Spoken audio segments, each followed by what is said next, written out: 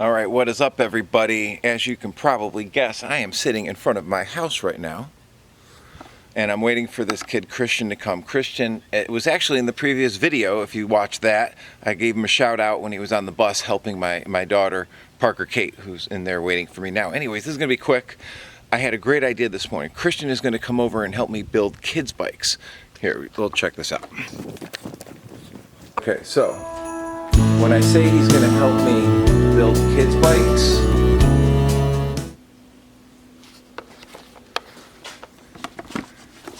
I kind of mean it. So I have to build bikes for Toys for Tots. Great organization. I will drop a link below. Maybe you can donate or do something cool like I'm doing for them. And we're going to teach you how to build a kids bike if you order it online, because I know a lot of shops like myself have not had inventory for months. It's sucked, okay?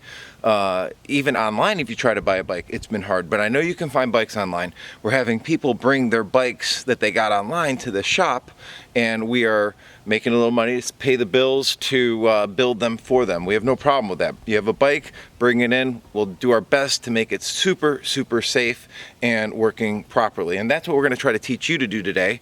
I'm going to teach Christian how to do it. And we'll show you what tools you might want to have, various lubricants you might want to use, a good pump, those kind of things. So anyways, let's wait for Christian.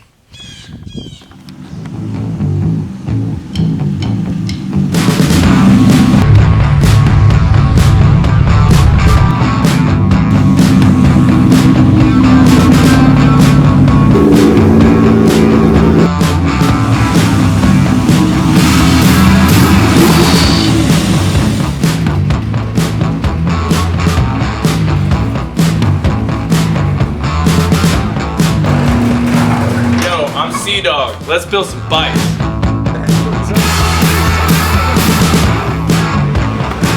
All right, so we're here with Sea-Dog, right? Did I pronounce that correctly? Yeah. Sea-Dog, okay, and state your full name. Christian Martin. Christian Martin. And Christian, how old are you? 20.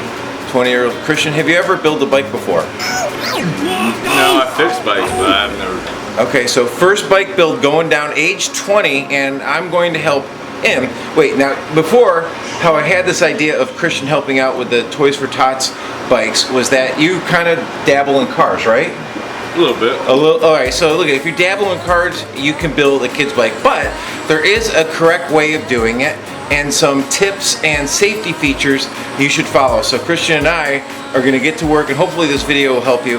And also, we got to have a cameo here with the owner, Parker Kate.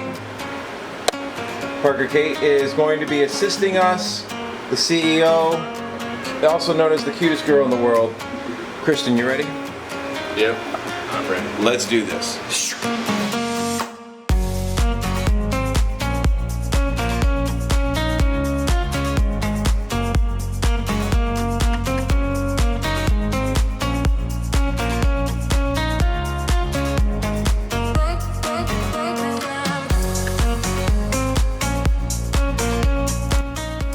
Okay, so once we have the bike out of the bike box, as you can see, it is packaged very nicely. And this is something to look forward to when you are buying your bike and you're unloading it or unpacking it from Amazon or Walmart.com, wherever you're getting your bike. Make sure that it's protected very nicely.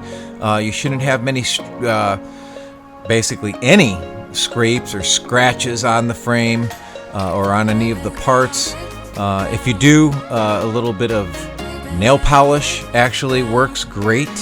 But as you can see here, it is taking him a little bit of time to get all of the packaging off of the bike, which includes a lot of like masking tape and cardboard and cable ties. So it's great for you to have nice sharp scissors and cable ties to make sure that it's easy for you to get everything off. Okay, as you can see here, we're about to hang the bike into the bike stand. Whether you're hanging it in the bike stand or not, make sure you lube the bottom of that seat post so it doesn't get like wet and oxidized and rusted or any of that. This way it will slide right in, and then you can fasten the clamp promptly.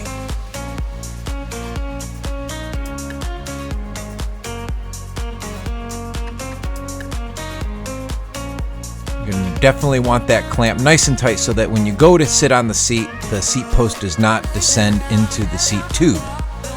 And as you can see, we have a bike rack. Obviously, we own a bike shop, so it's easy for us to get a bike rack. You don't need this, but it definitely makes things a little bit easier. So if you are into having bikes around the house and you're into fixing bikes, definitely get yourself a bike rack. You can get a really nice one for about $100, and I'll look for one on Amazon for you guys. I won't make any money off of it, but I'll provide a link for you. Hey, it's the least your boy Paulie P can do. All right, back to the building here. A lot of times you're going to have to straighten out these brake cables that are located on the handlebars.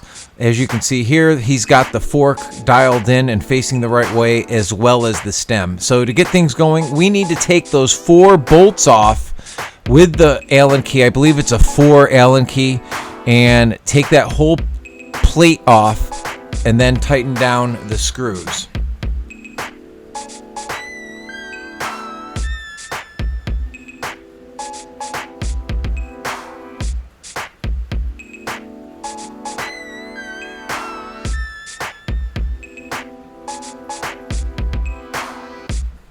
And we also like to lube up that area so the bolts won't get stripped when we put them in. As you can see right here, these bolts are going to go in buttery smooth. Great job by Christian here, multitasking with the left hand and the right hand, holding the plate in with his left thumb, and then screwing it in with the 4 Allen key. And as you can see, everything is looking all nicely lined up there from the top view. Next, we have to basically put the front wheel on. And in order to do that, we're going to take what this is called a brake noodle. It has a male part, female part. You're going to pull it right out and then open up the brake pads so the wheel will slide right in. Now, most bikes, especially kids' bikes, will have a little protector.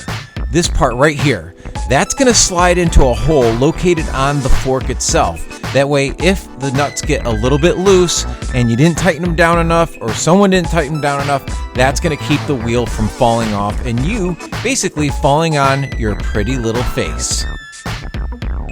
So basically, all right, and as you can see right here, he is putting in the wheel. I did not instruct him properly to make sure that the wheel was totally lined up, and you'll see that later in the video, how I make that adjustment, because when I go to spin the wheel, it had a little bit of crookedness to it, and that way it was rubbing on the brake pad itself. Right here we have a 15mm ratchet wrench, and that's going to allow us to get those bolts really nice and snug, which again is very, very important if you'd like your kid to stay looking very pretty. All right, here we go. Next part is the brake pads. Basically, we need to push this brake caliper in so that these brake pads sit flush on the bike rim. And I believe we're using an 8mm wrench here, and he's going to make that nice and snug while applying pressure to the brake caliper. And boom, nice job, Christian. So next part is I'm going to step in here and I'm going to take this noodle and tighten up the brake cable. We had to open up and loosen up that brake cable just simply because it was just too tight. So when making it nice and tight, we're going to squeeze the brake leather to stretch out that cable, stretch it out, stretch it out. And okay, here we go. The wheel doesn't want to turn. So being the master mechanic that I am, I realized that we basically had to loosen up the cable a little bit and then straighten out the wheel by loosening up the bolts and using our hand to align it properly so that it's absolutely perpendicular to the ground and rolls through those brake pads properly.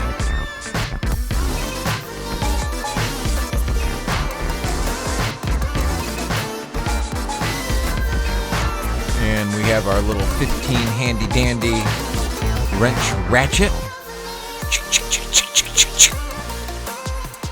I'm going to loosen it up, and then what I'm going to do is I'm going to take my right hand and I'm going to properly pull the wheel up with my fingers and keep pressure on it.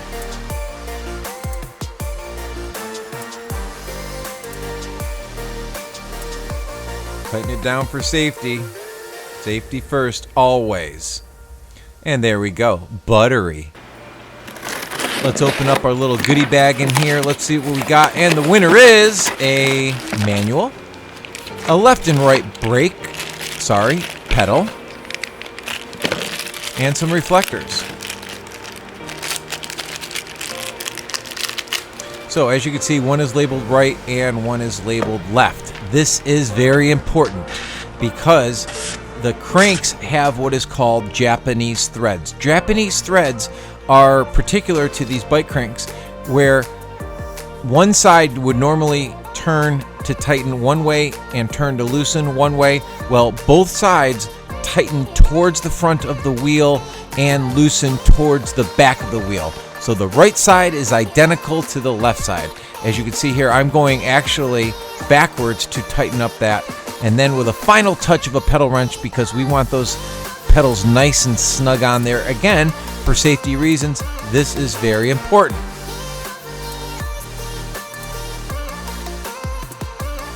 Good job, Paulie P. Okay, I'm pointing here, showing that to tighten this one, I have to tighten towards the front of the wheel. So you could see here, I'm actually turning it left, but again, that's the Japanese threads.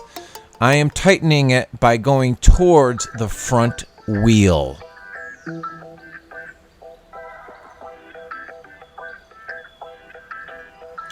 And it took me a long time to figure this one out when I first started working on bikes. But now, we got it down pat. A little snug with the old pedal wrench never hurt anyone. Very important safety as well. And then what we're going to do is we're going to put on the reflectors, the white one in the front, right on that handlebar there. And then the rear one is going to go underneath the seat, on the seat post itself. And Christian is here going to give me a hand with the rear reflector. This is something of a personal choice. You know, you don't really have to do this, but for a little extra safety, it doesn't hurt to put them on. I actually prefer a blinking light because cars can see that much better, but this is definitely better than nothing.